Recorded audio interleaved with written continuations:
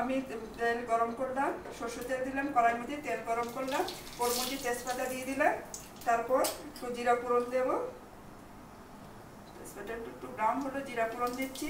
জিরা ফোড়ন দিয়ে তারপর দেবো আমি একটুখানি আদা কুচি, একটুখানি রসুন, একটুখানি তারপর একটুখানি পেঁয়াজ দেবো। পেঁয়াজ দিয়ে আমরা এগুলোকে একটুখানি ফ্রাই করবো, একটুখানি ব্রাউন, লাইট ব্রাউন ফ্রাই করতে হবে। ফ্রাই করে তারপর আমাকে মানে এর মধ্যে বাকি মশলাগুলো যেমন হলুদের গুঁড়ো, জিরের গুঁড়ো, ধনের গুঁড়ো আর লঙ্কার গুঁড়ো, এগুলো আমাকে দিতে হবে। একটু একটু করে দেবো টেস্ট অনুযায়ী, যে যেরকম খায়। হলুদটা এই দিলাম, এর মধ্যে জিরা ধনে গুঁড়ো মিক্স আছে, এইটাও দিলাম।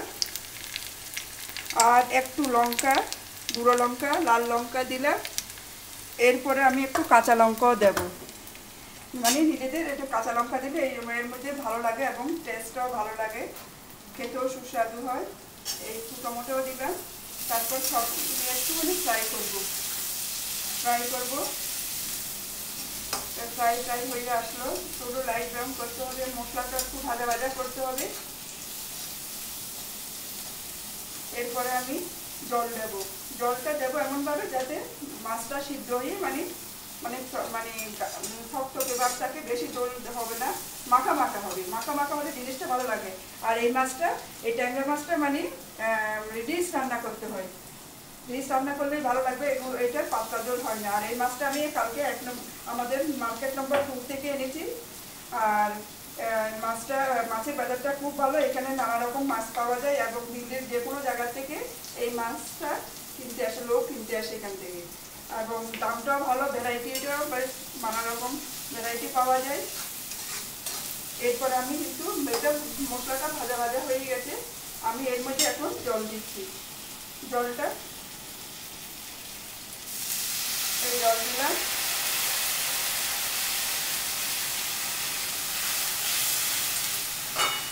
একটুখানি ফুটে উঠুক, তারপর আমি এরপরে আমি মাছটা দিয়ে দেবো।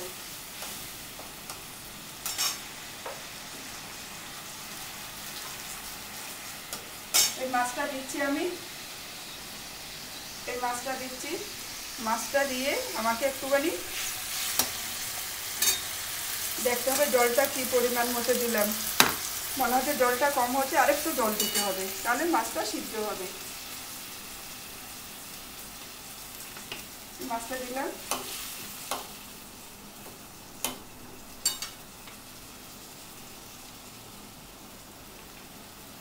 এরপরে আমি আরেকটু কাঁচা লঙ্কা দেবো উপর থেকে। মাছটা একটু সিদ্ধ হতে হবে, এই মিনিট 2-3 তো লাগবেই, বা মানে 5 তো লাগবেই। মাছটা তো সিদ্ধ হতে হবে, মাছটা যত সিদ্ধ একটুখানি হালকা আঁচে দিতে হবে। আগে প্রথম একটু ফুটে ওঠার পর এটাকে হালকা আঁচে রেখে ঢাকা দেবো, তাহলে মাছটা হালকা আঁচের মধ্যে আস্তে আস্তে বয়েল হতে থাকবে এবং তার রসটা বেরোতে হবে। যতই মাছটা মানে বয়েল হবে তাতে মানে তার রসটা বেরোবে এবং মাছটা ঝোলটাও খেতে সুস্বাদু হয়। এটা আমি এই ঢাকা দিয়ে দিলাম, এটা আমি রান্না করলাম। এটা যেহেতু রান্না করতে একটু সময় লাগবে, আমি তার আগে এই মাছটা বানিয়ে রেখেছি যাতে আপনারা দেখতে পারেন।